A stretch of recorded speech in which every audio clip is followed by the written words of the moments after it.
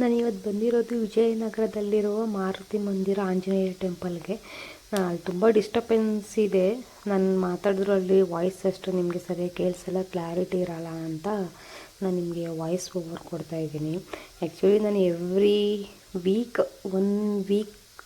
ಮಂತಲ್ಲಿ 1 weak miss ಆಗುತ್ತೆ ಅನ್ನೋದು ಬಿಟ್ಟರೆ ಎವ್ರಿ ವೀಕ್ ನಾನು ಈ ಟೆಂಪಲ್ಗೆ ಬಂದೇ ಬರ್ತೀನಿ. ಆ್ಯಕ್ಚುಲಿ ನಾನು ನೈಟ್ ಮಲ್ಕೋಬೇಕಾದ್ರೆ ಅಂದ್ಕೊಂಡಿರ್ತೀನಿ, ಬಿಡು ಈ ವೀಕ್ ಹೋಗದೆ ಇದ್ರೆ ಆಗುತ್ತೆ ಅಂತ ಅನಿಸುತ್ತೆ. ಬಟ್ ಮಾರ್ನಿಂಗ್ ಎದ್ದಿದ ತಕ್ಷಣ ಫಸ್ಟ್ ನಾನು ಟೆಂಪಲ್ಗೆ ಹೋಗಬೇಕು ಅಂದ್ಕೊಂಡೆ ಅನಿಸುತ್ತೆ. ಅದಕ್ಕೆ ರೆಡಿಯಾಗಿ ನಾನು ಫಸ್ಟ್ ಬರೋದೇ ಸ್ಯಾಟರ್ಡೇ ಟೆಂಪಲ್ಗೆ ಬರ್ತೀನಿ. ಆ್ಯಕ್ಚುಲಿ ಹೇಳ್ಬೇಕಂದ್ರೆ ನನ್ನ ಜೊತೆ ನನ್ನ ಫ್ರೆಂಡ್ಸ್ ಬರ್ತಾಳೆ, ಬಟ್ ಇವತ್ತು ಅವಳು ಟೆಂಪಲ್ಗೆ ಬರೋ ಹಂಗಿರಲಿಲ್ಲ, ಅದಕ್ಕೋಸ್ಕರ ಅವಳು ಬರಲಿಲ್ಲ ಈ ಟೆಂಪಲ್. ನನಗೆ ಟೆಂಪಲ್ಗೆ ವೀಕ್ ಒಂದ್ಸಲ ಬರಲೇಬೇಕು.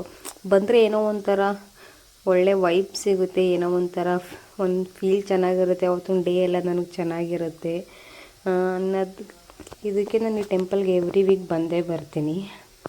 ಅದಾದಮೇಲೆ ಇಲ್ಲಿ ಮಾಡೋ ತುಂಬ ಅಂದರೆ ಹೇಳೋಕ್ಕೆ ಆಗಲ್ಲ, ಅಷ್ಟು ಚೆನ್ನಾಗಿ ಅಲಂಕಾರ ಮಾಡ್ತಾರೆ. ತೋರಿಸ್ತೀನಿ ಬನ್ನಿ, ಎಷ್ಟು ನೀಟಾಗಿ ಅಲಂಕಾರ ಮಾಡ್ತಾರೆ ಅಂದರೆ ವೀಕ್ಲಿ ಒಂದೊಂದು ಥರ ಡಿಫ್ರೆಂಟಾಗಿ ಎಲ್ಲ ಡೆಕೋರೇಷನ್ ಮಾಡ್ತಾರೆ. ಫ್ಲವರ್ ಡೆಕೋರೇಷನ್ನು, ಮತ್ತು ಇನ್ನೊಂದು ವೀಕು ಫ್ರೂಟ್ಸಲ್ಲಿ ಮಾಡ್ತಾರೆ, ಇನ್ನೊಂದು ವೀಕು ವೀಳ್ಯದೆಲೆಯಲ್ಲಿ ಮಾಡ್ತಾರೆ. ಆಮೇಲೆ ಇನ್ನೊಂದು ಏನಂದರೆ ಉದ್ದಿನೋಡೆ ಅಂತ ಗೊತ್ತಿರುತ್ತಲ್ಲ, ಅದರಲ್ಲೂ ಈ ದೇವರಿಗೆ ಅಂದರೆ ಅದನ್ನು ಉದ್ದಿನೋಡೆನ ಹಾರ ಥರ ಮಾಡಿ ಅದನ್ನು ಒಂದು ವೀಕ್ ಮಾಡ್ತಾರೆ. ನಾನು ಆ್ಯಕ್ಚುಲಿ ಈ ಏರಿಯಾ ವಿಜಯನಗರ ಬಿಟ್ಟು ಬೇರೆ ಆಂಜನೇಯ ಟೆಂಪಲ್ಗೆ ಹೋಗಿದ್ದೀನಿ. ನಾನು ಯಾವಾಗಲೂ ಈ ಉದ್ದಿನೋಡೆ ಇದರಲ್ಲಿ ಮಾಡಿ ಹಾಕಿರೋದು ನಾನು ನೋಡಿಲ್ಲ. ಇದೇ ಫಸ್ಟ್ ಟೈಮ್ ನಾನು ಈ ಟೆಂಪಲಲ್ಲಿ ಈ ಥರ ನೋಡಿದ್ದು. ಬಟ್ ಈ ವೀಕಲ್ಲಿ ಅದನ್ನು ಮಾಡಿಲ್ಲ, ನೆಕ್ಸ್ಟ್ ವೀಕಿಲ್ಲ ಆದರೆ ನೆಕ್ಸ್ಟ್ ವೀಕ್ ಮಾಡ್ಬೋದು. ಈ ವೀಕಲ್ಲಿ ನೋಡಿ ಎಷ್ಟು ನೀಟಾಗಿ ಅಲಂಕಾರ ಮಾಡಿದ್ದಾರೆ. ಬಟ್ ಅಲ್ಲಿ ಆ ಕಡೆ ಈ ಕಡೆ ಲೈಟ್ ಆಗಿರೋದ್ರಿಂದ ನಿಮಗೆ ಲೈಟು ಬ್ಲಿಂಕ್ ಆಗ್ತಿದೆ, ಮತ್ತು ಔಟ್ ಸೈಡೆಲ್ಲ ತುಂಬ ನಾಯ್ಸ್ ಇದೆ.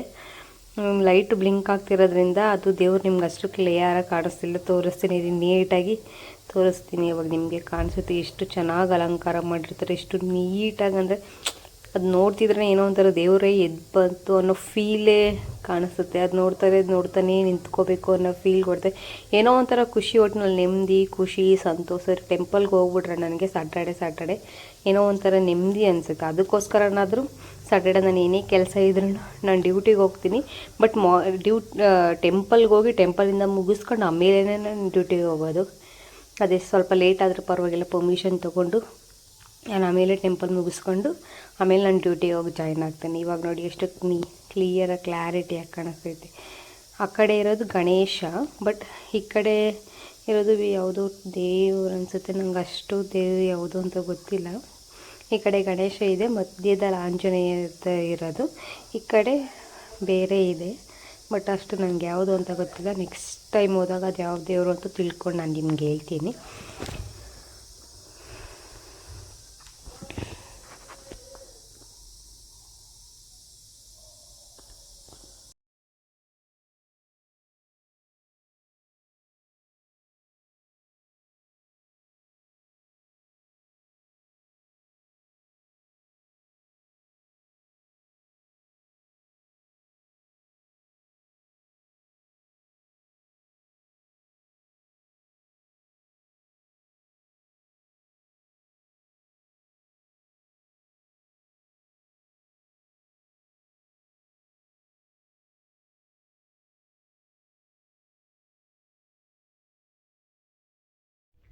ಕೆಲವರು ನಿಂಬೆಹಣ್ಣು ದೀಪ ಹಚ್ತಾರೆ, ಅಂದರೆ ಎಲ್ಲನೂ ತೊಗೊಬಂದು ಇಲ್ಲೇ ಎಲ್ಲನೂ ರೆಡಿ ಮಾಡಿಕೊಂಡು ಟೆಂಪಲೇ ಅಲ್ಲಿ ಆರತಿ ಮಾಡ್ತಾರೆ, ಮತ್ತು ಬೆಲ್ಲದ ಆರತಿ ಮಾಡ್ತಾರೆ, ಮತ್ತು ಕುಂಬಳಕಾಯಿ ಆರತಿ ಮಾಡ್ತಾರೆ. ನಾನು ಪ್ರತಿ ಸಲನೂ ಹೋದಾಗೆಲ್ಲನೂ ಅಂದ್ಕೋತೀನಿ ನಾನು ಈ ಥರ ಮಾಡಬೇಕು ಅಂತ ಅಂದ್ಕೋತೀನಿ.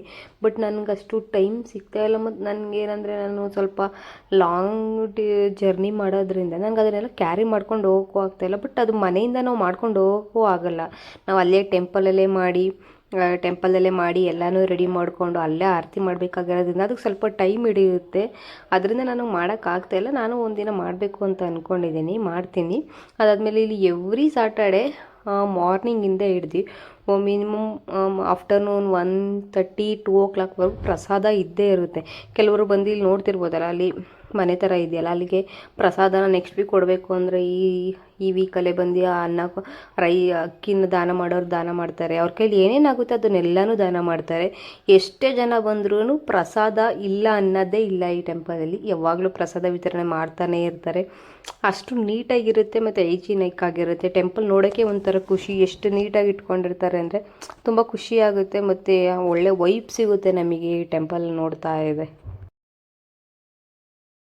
ಇವಾಗ ನಾನು ಪ್ರಸಾದ ಈಸ್ಕೊಂಡು ಬಂದೆ. ಇವಾಗ ಪ್ರಸಾದ ಈಸ್ಕೊಂಡಿದ್ದೀನಿ. ತಿಂದ್ಕೊಂಡು ಹೀಗೆ ಮುಗಿಸ್ಕೊಂಡು ನನ್ನ ಫ್ರೆಂಡ್ನ ಆದರೆ ಮೀಟ್ ಮಾಡ್ತೀನಿ. ಇಲ್ಲ ಅಂದರೆ ಡೈರೆಕ್ಟ್ ನಾನು ಡ್ಯೂಟಿಗೆ ಹೋಗಬೇಕು. ಟೈಮ್ ಆಗುತ್ತೆ ಅಂದರೆ ಹೊರಟೋಗ್ಬಿಡ್ತೀನಿ. ಇಲ್ಲ ನೆಕ್ಸ್ಟ್ ವೀಕ್ ಸಿಗ್ತಾಳೆ ನನಗೆ.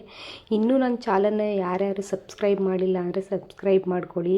ಈ ಬ್ಲಾಗ್ ಇಷ್ಟ ಆಗಿದರೆ ಲೈಕ್ ಮಾಡಿ, ಕಮೆಂಟ್ ಮಾಡಿ, ಶೇರ್ ಮಾಡಿ, ಸಪೋರ್ಟ್ ಮಾಡಿ. ಬಾಯ್.